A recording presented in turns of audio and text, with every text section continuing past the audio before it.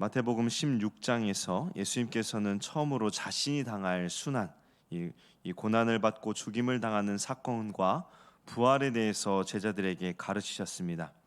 예수님께서 순환과 부활을 예고하신 이유는 우연히 또는 약하셔서 붙잡혀 고난을 당하고 죽는 것이 아니라 구속을 위하여 스스로 순환, 고난을 당하신 것임을 확증하시기 위한 것인데요.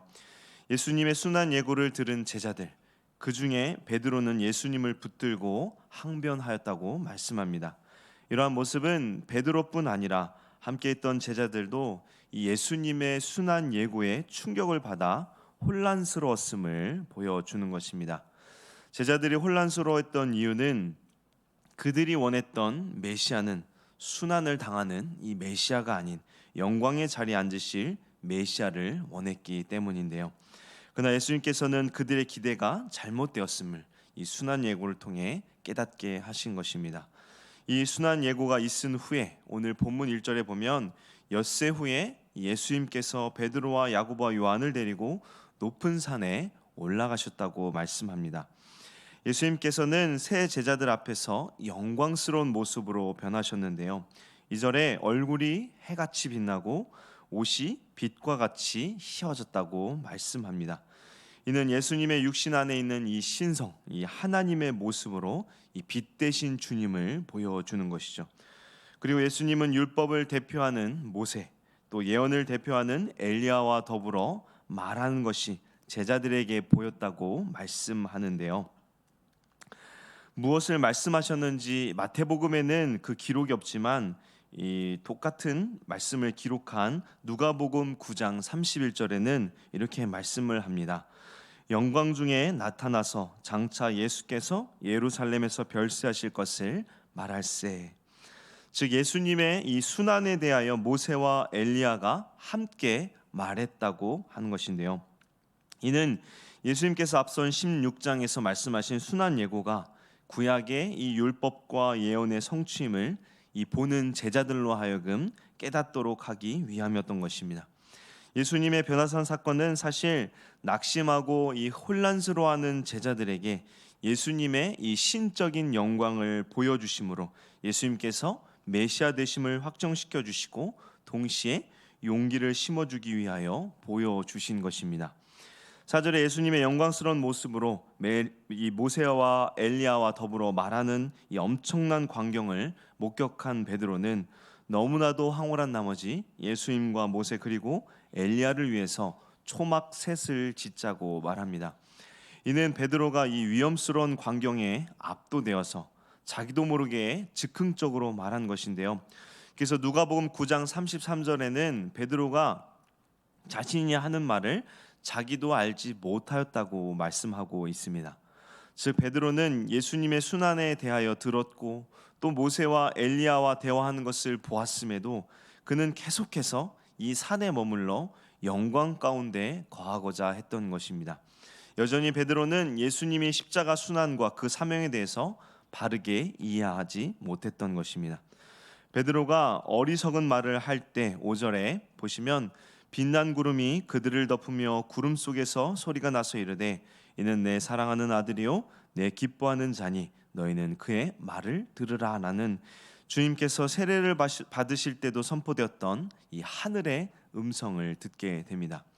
이는 하나님의 임재를 보여주는 것이며 이 5절 하반절에 너희는 그의 말을 들으라 라는 말씀은 신명기 18장 15절에서 18절에 모세가 마지막으로 이 메시아에 대하여 예언한 말씀 나와 같은 선지자 하나를 일으키리니 너희는 그의 말을 들을지니라 라는 말씀을 상기시키며 예수님께서 모세가 예언한 선지자 즉 메시아 되심을 다시 확인시켜 주신 것입니다. 즉 성부 하나님께서는 예수님께서 메시아 되심을 이 베드로를 비롯한 그 자리에 있는 제자들이 깨닫고 비록 이해할 수 없는 상황에서도 예수님의 말씀에 순종하여야 함을 이 놀라운 광경으로 말씀하시는 것입니다. 음성을 들은 제자들은 매우 두려워했는데요. 이는 죄인된 인간이 거룩한 하나님의 임재를 경험할 때 나타나는 모습으로 하나님의 큰 위엄과 권세 앞에 압도되어 공포를 느끼게 되었던 것입니다. 두려움에 빠진 제자들에게 예수님께서는 일어나라, 두려워하지 말라라고 안심시키며 위로하시자 제자들은 그때 주님의 음성을 듣고 안심하며 눈을 떴지만 그 자리에는 오직 예수님만 있었다고 8절에 말씀합니다. 함께했던 모세와 엘리야가 사라져 버렸던 것인데요. 그들이 사라진 이유는 율법과 이 예언의 역할이 여기까지였음을 보여주는 것으로, 율법과 예언의 실체이신 이 그리스도께서 오시자 그것을 예배하였던 그림자는 물러가게 되는 것을 보여주는 것입니다. 이제 율법과 예언의 완성이신 그리스도께서 홀로 이 십자가를 통한 하나님의 의를 성취하시기까지 고난의 길을 걸어가셔야 하는 것입니다. 산에서 내려오면서 예수님께서는 9절에 방금 목격한 사건을 예수님께서 고난당하시고 부활하시기 전까지 아무에게도 말하지 말도록 명령하시는데요. 왜냐하면 여전히 정치적인 메시아를 원했던 제자들과 이스라엘 백성들에게 이 변화산 사건에 대한 이야기는 그들의 이 헛된 욕망을 더욱 부추길 뿐이었습니다. 그리고 부활 때까지 말하지 말도록 한정하신 이유는 부활을 통해서 예수님께서 참 메시아 되심을 사람들이 비로소 깨닫게 되기 때문입니다. 이러한 이유로 인하여 예수님께서는 함께한 제자들에게 이 변화산에서의 있었던 일들을 말하지 말라고 명령하신 것입니다. 예수님의 명령을 들은 제자들은 10절에 예수님께 그러면 어찌하여 서기관들이 엘리야가 먼저 와야 하리까 하나이까 하고 질문을 하는데요. 아마도 변화산에서 제자들이 엘리야의 모습을 본 것과 이 성경에서 예언한 엘리야가 먼저 와야 된다는 말씀에 차이가 있었기 때문입니다. 분명 성경에서는 엘리야가 먼저 와야 된다고 했는데 제자들은 그 엘리야를 방금 산에서 봤던 것입니다. 그들은 앞서 세례 요한을 보고도 엘리야로 인식하지 못했던 것입니다. 메시아신 예수님이 오시고 엘리야를 산에서 봤으니 성경의 순서, 엘리야가 먼저 오고 메시아가 온다는 말씀이 잘못되었다고 혼동한 것입니다. 예수님께서 11절과 12절에 성경의 말씀이 맞지만 제자들과 이스라엘 백성들이 이를 잘못 이해하고 있었음을 말씀하시는데요. 성경의 예언은 육신의 엘리야가 다시 오시는 것이 아니라 영적인 엘리야, 즉 이 세례 요한이 먼저 와서 사명을 감당했지만 사람들은 그것을 알지 못하고 학대하고 죽였다고 예수님께서 제자들에게 깨닫도록 말씀해 주시죠. 그제서야 13절에 이 제자들이 세례 요한이 성경에서 예언한 엘리야였음을 깨닫게 되었다고 말씀합니다. 분명 11장에 마태복음 11장에 세례 요한이 엘리야였음을 예수님께서 말씀했지만 여전히 제자들은 오해하고 있었던 것입니다. 그러면서 예수님은 자신도 그처럼 고난을 당하고 죽임을 당하게 될 것을 말씀하시는데요. 이스라엘 백성들은 예수님 안에 있는 영광과 진리는 보지 못하고 자신들의 욕심에 임의로 대우하여 죽게 하는 죄를 범하게 될 것이라고 말씀하시는 것입니다.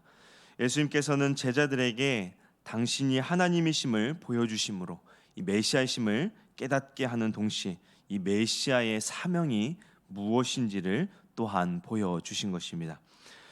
예수님께서 제자들과 함께 산에서 내려와 제자들에게 이를 때에 14절 15절에 보시면 귀신 들린 아이의 아버지, 그러니까 간질 걸린 아이의 아버지가 찾아와 예수께서 고치기를 간구하는데요. 16절에 아이의 아버지는 예수님의 제자들에게 데리고 왔지만 고치지 못했다고 말합니다. 예수님께서는 제자들과 그곳에 있는 무리들에게 믿음이 없고 패역한 세대여라고 책망하시며 아이를 데려오게 하시어 아이를 고치십니다. 이를 본 제자들이 예수님께 나와 왜 자신들은 귀신을 쫓아내지 못하였는지 묻자 예수님께서는 20절에 이렇게 말씀하시죠. 이르시되 너희 믿음이 작은 까닭이니라. 진실로 너에게 이르노니 만일 너에게 믿음이 겨자씨 한 알만큼만 있어도 이 산을 명하여 여기서 저기로 옮겨지라 하면 옮겨질 것이요 또 너희가 못할 것이 없으리라. 예수님께서는 믿음이 작은 까닭이라고 말씀하셨지만 사실 믿음의 크고 적음에 관한 말씀이 아닙니다. 왜냐하면 이어지는 말씀을 보면 겨자씨 한 알만한 믿음이 있어도 산을 옮길 수 있다고 말씀하셨기 때문인데요. 즉 겨자씨 한 알은 씨앗 중에서도 매우 작은 씨앗이죠. 그런데 이런 매우 작은 믿음이라도 있다면 산을 옮길 수 있다는 것은 믿음의 크기를 말씀하신 것이 아니라 믿음이 참된 믿음인가 아닌가를 말씀하신 것입니다. 제자들은 분명 과거 예수님이 주신 권능으로 전도 여행 중에 귀신을 축출했었습니다. 그러나 지금은 그 사건만을 기억하고 이 하나님의 능력, 거기에 하나님을 믿기보다는 자신의 능력, 자신의 영광을 의지했던 것입니다. 즉 그들은 자신들의 능력 행함이 예수님을 믿는 믿음에서 나온 것이 아닌 권세를 받았기에 자동적으로 행해지는 것이라고 여겼던 것입니다. 이에 예수님께서는 그들의 믿음이 잘못되었음을 지적하신 것입니다. 마태복음 17장은 예수님께서 누구이신지를 보여주는 말씀이며 동시에 우리가 예수님을 어떻게 믿고 순종할 것인지를 말씀합니다. 예수님의 순한 예고로 극히 낙심했던 제자들에게 예수님께서는 그들이 따르는 예수님이 어떠한 분이신지를 특히 새 제자들에게 보여주심으로 그들에게 위로와 용기를 주었습니다. 예수님은 분명 하나님이십니다. 다만 연약한 인간을 입고 이 땅에 오셨는데요. 그 이유는 우리의 죄를 대속하시기 위함입니다. 예수님의 대속 십자가의 길은 세상이 기뻐하는 길이 아니었습니다. 그렇기에 제자들도 낙심했고 이스라엘 백성들도 결국 예수님을 죽음에 내어 주었던 것입니다. 그러나 이런 세상이 기뻐하지 않는 십자가의 길이 구약에서 말씀한 예언의 성취였음을 오늘 17장에서 보여주는 것입니다. 즉 예수님께서 당하시는 순환이 결코 능력과 권위가 없어서가 아닌 우리들의 구원을 위한 순종이셨음을 말씀하고 있는 것입니다. 우리를 위하여 십자가의 길을 걸으신 주님, 이 십자가의 길은 결코 자신의 영광을 위한 것이 아닌 철저하게 우리를 위한 고난과 희생이었습니다. 이 십자가의 길을 걸으시고 대속을 이루신 주님을 위하여 우리는 어떻게 살아가고 있습니까? 주님께 능력과 권세를 받았던 제자들이었지만 그들은 주님을 온전히 믿고 순종하기보다 자신들의 능력과 권세, 영광에만 집중했습니다. 예수님을 믿는 믿음에서 자신들의 능력으로 초점이 바뀌어 버린 것입니다. 그러자 그들의 능력은 헛된 것이 되어버렸고 책망을 받는 자들이 되어버렸습니다. 우리의 믿음이 흔들릴 때 우리는 세상을 바라보고 자신을 의지하게 되며 헛된 것을 구하는 삶을 살게 됩니다. 자신을 바라보는 그런 삶이 아니라 주님을 온전히 바르게 믿고 그 믿음 안에서 세상을 살아가는 우리 모두 되기를 바랍니다. 우리를 위하여 대속의 은혜를 베풀어 주신 주님의 이 놀라운 사랑을 기억하며 세상에서 꿋꿋하게 우리에게 주신 말씀에 순종함으로 믿음의 승리자들 되기를 주님의 이름으로 축원합니다. 함께 기도하겠습니다.